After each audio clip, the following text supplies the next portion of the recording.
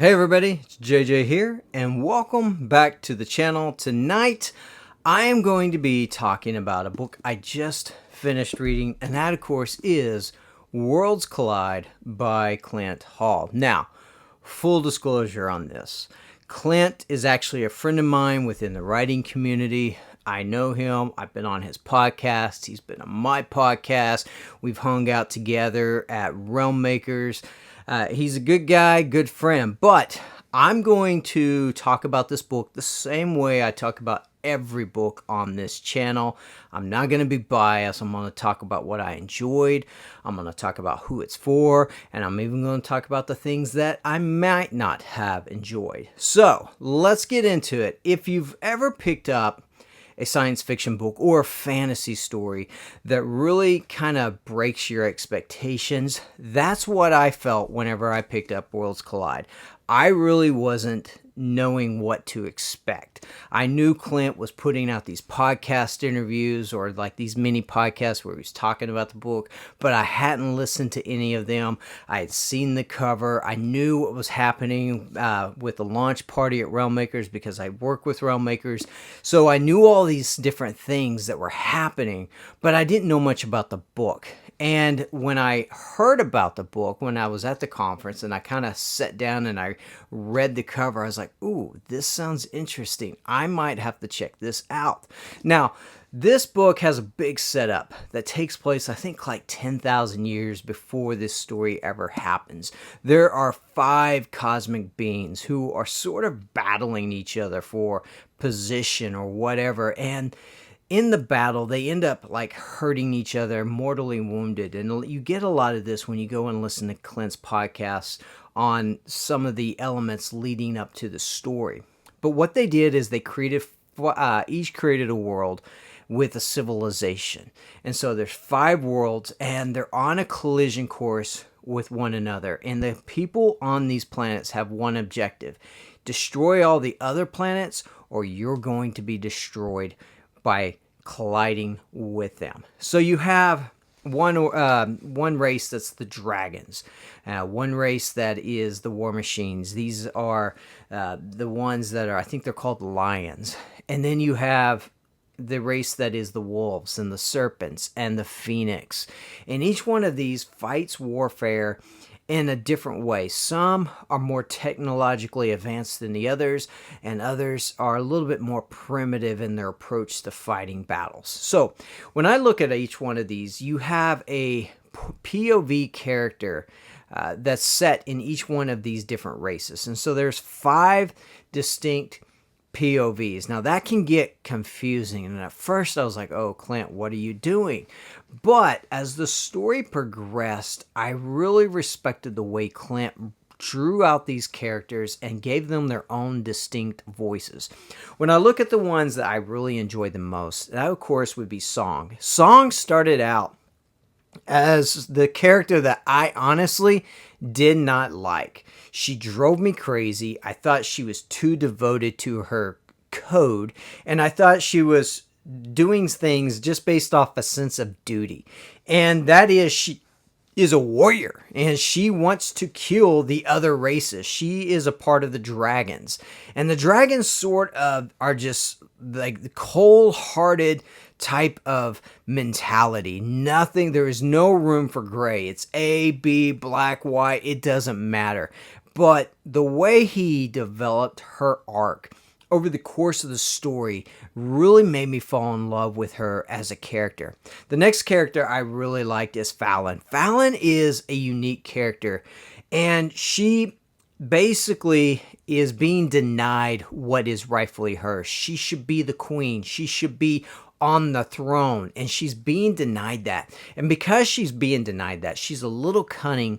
She's a little deceptive in the way she goes about doing things politically, as well as just things behind the scene. But at the same time, she's slightly immature. She's slightly naive.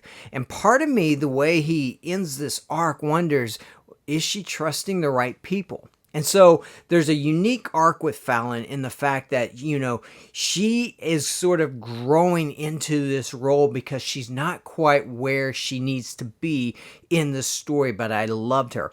The next one was Valak. Valak comes from the race, I believe it's the Wolf, and they're on this planet that is sort of cold by nature. And they believe that when all the worlds collide, that their world is going to be the world left standing. And they're sort of primitive in their approach. Now, Valak is interesting because Valak is a warrior, but he is not like this hero mentality type warrior. He is reluctant to really step up and lead. At least that's the way I read him. He's somebody that should have challenged for the chief position years ago, but did not do it out of loyal devotion. And when it finally comes time for him to step up and leave, you start to see everything about him sort of come full circle. He is one of my favorite characters because he's not somebody that just blindly does things. He is a character that really, when you step back and think of it, he has to convince himself, whether it's his confidence or whatever it is, he's got to convince himself that he can take on this position and lead.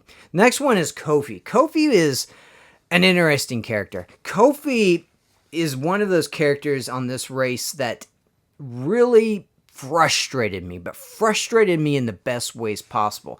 He's that type of character that you just want to grab by the shoulders and be like, dude, grow a spine.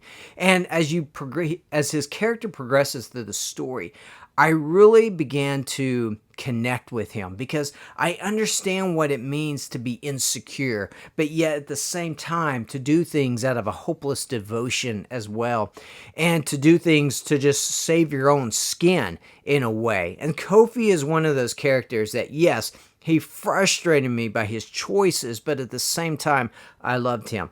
The only character that I had problems with was Tom 611, I believe was his name. And Tom comes from the Lions. He is an android, and their races are war machines. They are androids themselves.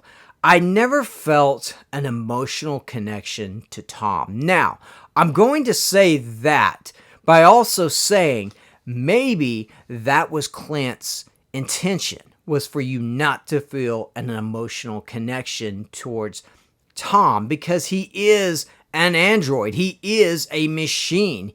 And by all purposes, machines should not have feelings. So maybe that was intentional, and that's the reason I didn't get the depth that I did with the other characters.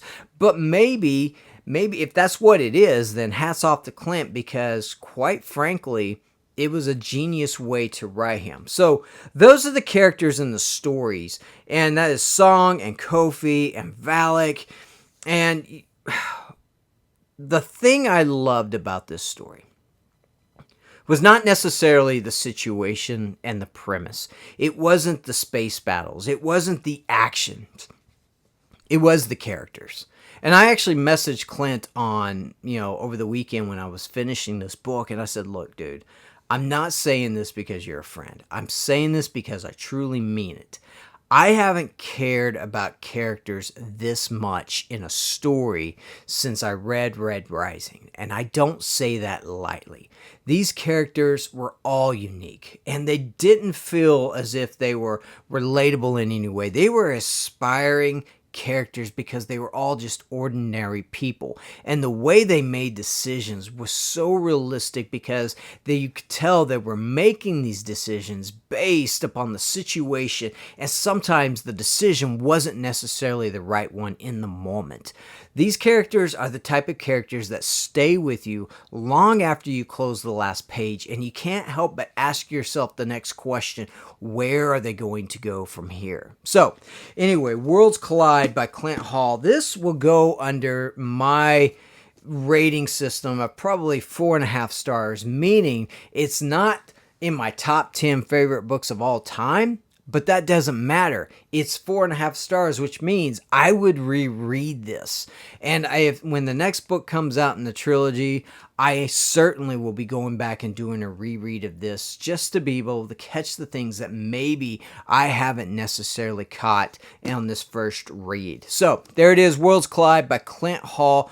Go check it out. It's available now, and I'll see you all in the next video. Later.